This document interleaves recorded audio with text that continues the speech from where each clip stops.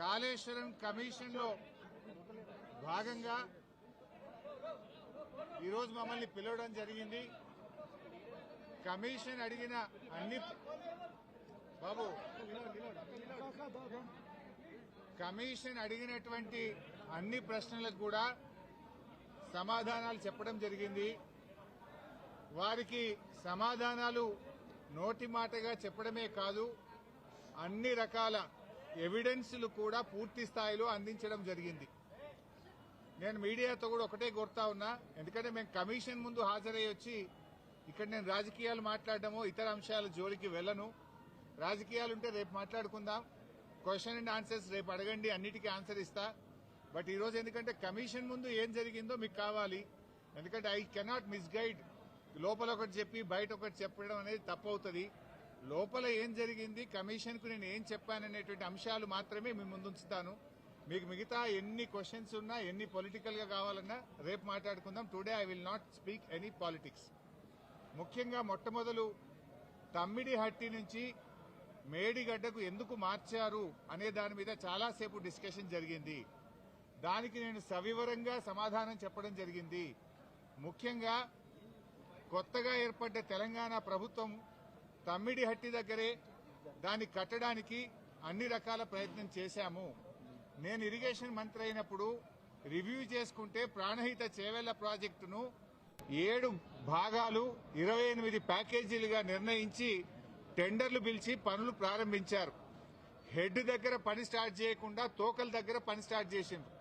ఎక్కడైతే నీళ్లు డ్రా చేయాలో, ఎక్కడైతే తమ్మిడిహట్టి దగ్గర నుంచి నీళ్లు తేవాలో అక్కడి నుంచి పని ప్రారంభించకుండా ఎక్కడెక్కడో కాలువలు టన్నెలు తవ్వారు.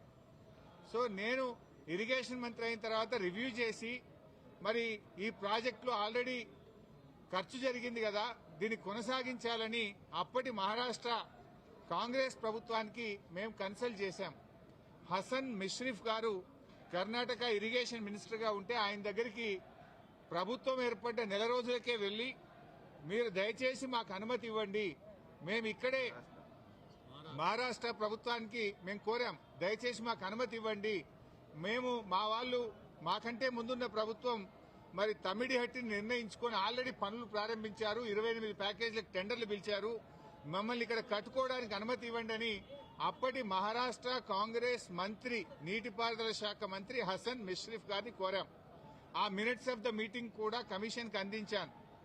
ఆనాడు ఇరిగేషన్ మంత్రిగా ఉన్నటువంటి మిష్రిఫ్ గారు చాలా స్పష్టంగా ఏం చెప్పిందంటే, మేము 7 ఏళ్లుగా ఇక్కడ కట్టడానికి ఒప్పుకోలేదు, మా రాష్ట్రంలో ధర్నాలు ఉద్యమాలు జరుగుతా ఉన్నాయి, మేము 152 మీటర్ల దగ్గర ఒప్పుకోలేము, ఈ విషయం మీద మా ముఖ్యమంత్రి పృథ్వీరాజ్ చౌహాన్ గారు మీ ముఖ్యమంత్రి కిరణ్ కుమార్ రెడ్డికి ఇప్పటికే లేఖ రాశారు అని ఆ లేఖ నాకు అందించారు. ఆ లేఖని ఇప్పుడు కమిషన్ దృష్టికి తీసుకుపోయాను నేను. ఆ లేఖలో ఏముందంటే, మీకు మీరుగా నిర్ణయించుకొని పనులు ప్రారంభిస్తే మీరు చేసే ఖర్చు, మీరు చేసే డబ్బు ఏదైతే ఖర్చు చేస్తుందో అదంతా వృధాగా మారే అవకాశం ఉంది అని పృథ్వీరాజ్ చౌహాన్ గారు మన రాష్ట్ర ముఖ్యమంత్రికి రాసిన లేఖను ఆనాటి కాంగ్రెస్ మంత్రి నాకు ఇచ్చారు. అంటే మీరు ఇట్లా పోతున్నారు, తప్పు అనే విషయం, ఆ విషయం కూడా కమిషన్ దృష్టికి తీసుకుపోయాం. ఎట్ ద సేమ్ టైం ఒక 5-6 మీటింగ్లు జరిగినాయి మహారాష్ట్ర తెలంగాణ మధ్య. 5-6 మీటింగ్లు మినిస్టర్ లెవెల్లో, ఇంజనీర్ల లెవెల్లో, ఫైనల్ గా ముఖ్యమంత్రి కేసీఆర్ గారు స్వయంగా మహారాష్ట్రకు వచ్చి మహారాష్ట్ర ముఖ్యమంత్రి ఫడ్నవీస్ గారితో జరిగిన చర్చల మొత్తం సారాంశాన్ని వారికి చెప్పే ప్రయత్నం చేశాం. ఎందుకంటే అనేక ప్రయత్నాలు చేశాం. మహారాష్ట్రలో కాంగ్రెస్ ప్రభుత్వంపై బీజేపీ ప్రభుత్వం వచ్చింది. అప్పుడు గిరీష్ మహాజన్ గారు నీటిపారుదల శాఖ మంత్రిగా ఉంటే 2015 జనవరిలో నేను వెళ్లి గిరీష్ మహాజన్ గారిని కూడా, మీరు ఎంత నష్టపరిహారం అడిగినా ఇస్తాము, దయచేసి మాకు ఉద్యమాల్లో నుంచి వచ్చిన ప్రభుత్వం, నీళ్ల కోసమే తెలంగాణ ఉద్యమం జరిగింది, నీళ్లే మాకు జీవాధారం, మాకు తమ్మిడిహట్టి దగ్గర అనుమతించండి అని గిరీష్ మహాజన్ గారిని కూడా కోరాం. ఆయన కూడా ససేమిరా అన్నారు. అప్పుడు మన రాష్ట్ర ముఖ్యమంత్రి కేసీఆర్ గారు స్వయంగా మహారాష్ట్రకు వచ్చి అక్కడ మహారాష్ట్ర రాజ్భవన్ లో విద్యాసాగర్ రావు గారి గవర్నర్ గారి సమక్షంలో మహారాష్ట్ర ముఖ్యమంత్రి ఫడ్నవీస్ గారిని 17 ఫిబ్రవరి 2015 రోజు తమ్మిడిహట్టి దగ్గర బ్యారేజ్ కట్టడానికి అనుమతి ఇవ్వండి అని అనేక రకాలుగా కేసీఆర్ గారు మహారాష్ట్ర ప్రభుత్వాన్ని మహారాష్ట్ర ముఖ్యమంత్రి గారికి విజ్ఞప్తులు చేశారు. అయినా వారు ససేమిరా అన్నారు. ఫడ్నవీస్ గారు మాట్లాడుతూ మాకంటే ముందు 7 ఏళ్లు కాంగ్రెస్ ప్రభుత్వం ఉండే, 7 ఏళ్లు కాంగ్రెస్ ప్రభుత్వం తమ్మిడిహట్టి దగ్గర ఒప్పుకోనప్పుడు ఇవాళ నేను బీజేపీ గవర్నమెంట్ ఆ రోజు తమ్మిడిహట్టి దగ్గర కట్టొద్దని నేనే ధర్నాలు చేసినా పోరాటాలు చేసినా ఇవాళ నేనెట్లా ఒప్పుకుంటా, రాజకీయంగా అది ఎట్లా సాధ్యమవుతుంది, ఒప్పుకునే ప్రశ్నే లేదని ఆ రోజు కరాఖండిగా మహారాష్ట్ర ముఖ్యమంత్రి గారు కేసీఆర్ గారికి చెప్పారు. 7 ఏళ్లు మహారాష్ట్రలో కాంగ్రెస్, ఢిల్లీలో కాంగ్రెస్, మన దగ్గర కాంగ్రెస్, 3 చోట్ల కాంగ్రెస్ ప్రభుత్వం ఉన్నా తమ్మిడిహట్టి దగ్గర బ్యారేజీలకు ఒప్పించడంలో, అగ్రిమెంట్ చేయడంలో, పనులు చేయడంలో ఆనాటి కాంగ్రెస్ ప్రభుత్వం పూర్తిగా ఫెయిల్ అయింది. నాటి కాంగ్రెస్ ప్రభుత్వంలో ఉత్తమ్ కుమార్ రెడ్డి, కోమటిరెడ్డి వెంకటరెడ్డి, శ్రీధర్ బాబు వీళ్లే తెలంగాణ ప్రాంతం నుంచి మంత్రులుగా ఉన్నారు. మీరు పట్టించుకోలే, 7 ఏళ్లు మీరు చేయలే. బట్ అయినా మేము అన్ని రకాలుగా ప్రయత్నం చేశాం. ఇంత మధ్యలోనే ఈ సమయంలోనే సెంట్రల్ వాటర్ కమిషన్ తమ్మిడిహట్టి దగ్గర నీళ్లు లేవు అని 2 లేఖలు రాసింది. 2 లేఖల్లో స్పష్టంగా అక్కడ నీటి లభ్యత తక్కువ ఉంది, మీరు ప్రత్యామ్నాయం చూసుకోండి అని మనకు కేంద్ర సిడబ్ల్యూసి మనకు చెప్పడం జరిగింది. అదేవిధంగా అదే సిడబ్ల్యూసి మీరు కట్టిన రిజర్వాయర్లు తక్కువ ఉన్నాయి, రిజర్వాయర్ల సంఖ్య పెంచుకోండి అని కూడా చెప్పింది. ఇవన్నీ లెటర్లు కూడా ఈరోజు కమిషన్కి ఇచ్చాం. సిడబ్ల్యూసి నుంచి వచ్చిన 3 లేఖలు ఈరోజు కమిషన్కి ఇచ్చాం. అప్పుడు కూడా కేసీఆర్ గారు ఒకవైపు మహారాష్ట్ర ఒప్పుకోవడం లేదు, రెండవ వైపు నీళ్లే లేవు.